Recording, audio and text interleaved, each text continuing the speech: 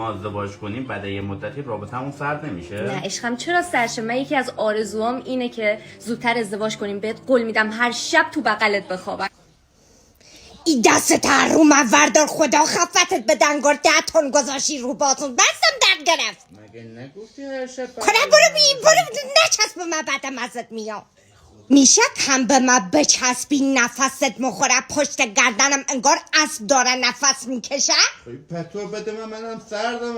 این پتو ببر بکن بلا نسبتت. این پتو ببر فقط نزدیک من نیما. ای تو فریتا گوزیدی. ای تو خدا خفتت بده حال مزد بم.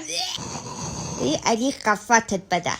خدا خفت هر کی بده گفت با تو ازدواج بکنم. صدا خراپافت نمیذارم بخوابم. خرس گریزلی. یه خورده با هم حرف زدیم. الان چه موقع خوابه؟ سرم درد میکنه. آخه کی دیدی تو خواب حرف بزنم؟ میخوام بخوابم. علی نابودت کنه دست از سر من وردار. بگیر بخواب. چیه؟